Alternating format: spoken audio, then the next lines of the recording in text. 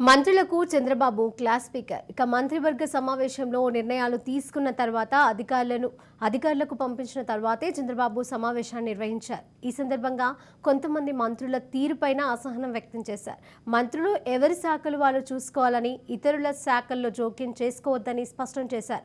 నిత్యం ప్రజల్లో ఉండేలా చూసుకోండి, వారి సమస్యలపైన వెంటనే స్పందించాలని స్పష్టం చేశారు. గత ప్రభుత్వానికి ఇప్పటి ప్రభుత్వానికి ప్రజలు తేడా గుర్తించాలని అన్నారు.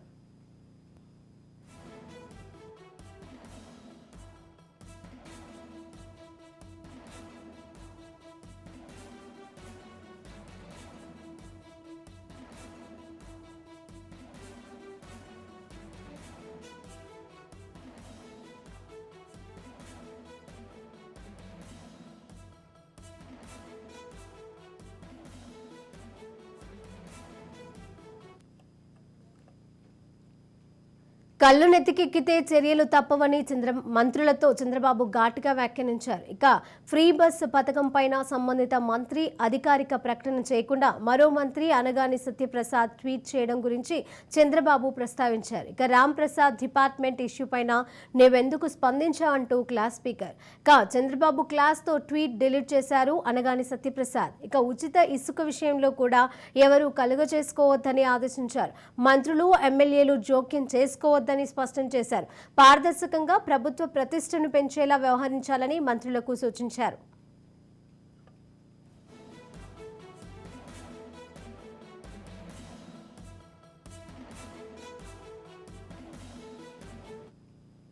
అక్టోబర్ తర్వాత ఇసుక రీచుల్ని అందుబాటులోకి వస్తాయని, నదుల్లో పూడిక, ఇక బోట్ సొసైటీల ద్వారా 80 లక్షల టన్నుల ఇసుక వస్తోందని అన్నారు. ఇక కొత్త మంత్రులు త్వరితగతిన తమ శాఖలపైన అవగాహన పెంచుకోవాలని చంద్రబాబు సూచించారు.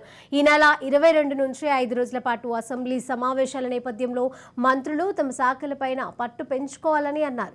ప్రతి నెల తమ శాఖలపైన రివ్యూ చేసి వాస్తవ పరిస్థితులను ప్రజలకు వివరించాలని గుర్తు చేశారు. ఇక కాకినాడలో ద్వారంపూడి కుటుంబం బియ్యం అక్రమాలను మంత్రులు చంద్రబాబు దృష్టికి తీసుకెళ్లారు.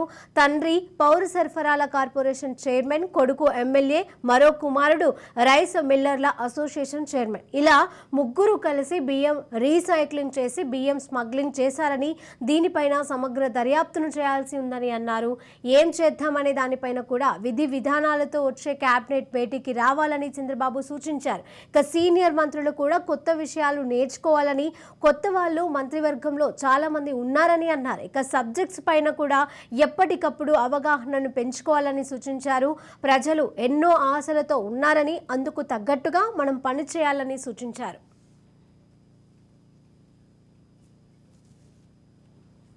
జరిగిన ఆంధ్రప్రదేశ్ రాష్ట్ర కేబినెట్ సమావేశంలో కొన్ని ఆసక్తికర అంశాలు చర్చలోకి వచ్చాయని మనకు స్పష్టంగా తెలుస్తుంది. అందులో ప్రధానంగా కాకినాడ కేంద్రంగా నౌకేశ్వరం ఇతర రాష్ట్రాలకు మరియు ఇతర దేశాలకి సరఫరా అవుతున్న బియ్యం సంబంధించిన స్మగ్లింగ్ అయితే రాష్ట్ర పౌర సరఫరాల శాఖ మంత్రి నాదెండ్ల మనోహర్ అయితే కేబినెట్ లో ప్రస్తావించడం జరిగింది. కేబినెట్ లో ప్రస్తావించిన అనంతరం కూడా గత కొన్ని రోజుల నుంచి జరుగుతున్న కాకినాడలో జరుగుతున్న ఈ అక్రమ పీడిఎస్ వ్యాపారులపై జరుగుతున్న దాడుల అంశంపై కూడా చర్చించి అసలు ఎంత పీడిఎస్ పట్టుకున్నారో, అసలు ఏ రకంగా స్మగ్లింగ్ అవుతుంది ఇతర రాష్ట్రాలకి పీడిఎస్ రైస్ అన్న అంశంపై చర్చించారు. దీనికి ప్రధాన కారణంగా వైఎస్ఆర్సీపీ పార్టీకి చెందిన ముగ్గురు వ్యక్తులను ప్రధానంగా ప్రస్తావించారు. ఒకటి రాష్ట్ర పౌర సరఫరాల చైర్మన్, మాజీ చైర్మన్ ద్వారపూడి భాస్కర్ రెడ్డి పేరు, రెండోది రాష్ట్ర రైస్ మిల్లర్స్ అసోసియేషన్ వీరభద్రారెడ్డి పేరు చర్చించారు. అలాగే కాకినాడ సిటీ ఎమ్మెల్యే ద్వారపూడి చంద్రశేఖర్ రెడ్డి పేరు చెప్పించి ముగ్గురు ఒకే కుటుంబానికి చెందిన ఈ పదవి ఉండడం చేత ఈ కారణాల చేతనే భారీ ఎత్తున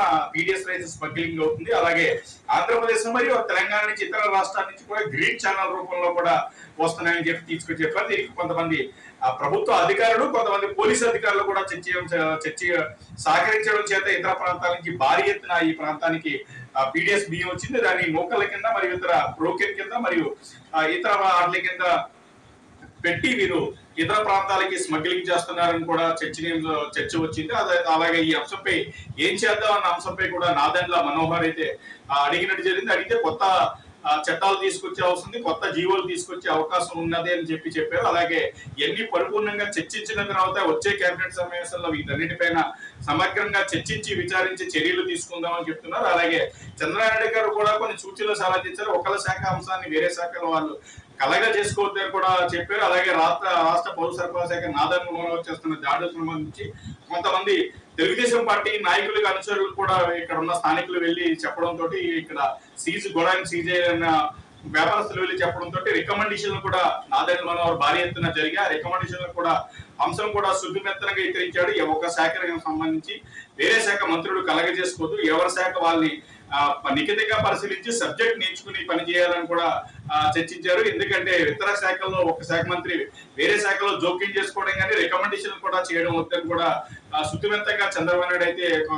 అక్కడ ఉన్న మంత్రులను అయితే హెచ్చరించారు. అలాగే కొత్త వాళ్ళు ఉన్నారు, పాత వాళ్ళని కూడా సీనియర్ మంత్రులు కూడా ఉన్నారు, వాళ్ళ దగ్గర సబ్జెక్టు నేర్చుకోవాలని కూడా అక్కడ ఉన్న కొత్త మంత్రులు కూడా చెప్పారు. అలాగే ఫ్రీ బస్సు పై కూడా ఒక మంత్రి అయితే ట్వీట్ చేయడం జరిగింది. ఆ ట్వీట్ చేయడం దానికి సంబంధించి కూడా అంశం చర్చకు వచ్చింది. ఏ విధంగా ట్వీట్ చేస్తారు, నీ శాఖని నీ పనితీరేటో చూడండి కానీ ఎలాంటివి వివాదాస్పద ట్వీట్లు చేయొద్దు, అలాగే ఇంకా రానున్న రోజుల్లో వచ్చే పథకాలకు సంబంధించిన కూడా ట్వీట్లు చేయొద్దని కూడా చంద్రబాబు నాయుడు మంత్రిని కూడా హెచ్చరించినట్టు స్పష్టంగా తెలుస్తుంది. మరీ ముఖ్యంగా అయితే పీడీ అంశం అయితే రాష్ట్ర కేబినెట్ లో ప్రధాన చర్చగా వచ్చిందని తెలుసుకోవచ్చు. త్వరలో ఒక కొత్త చట్టం రూపొందించే అవకాశం ఉందని మనకు తెలుస్తుంది. ఎందుకంటే వీళ్ళు పీడిఎస్ రైస్ ని పేదలకు అందవలసిన రేషన్ బియ్యాన్ని అయితే వీళ్ళు నూకల కింద చేసి విదేశాలకు సరఫరా చేస్తున్నారు.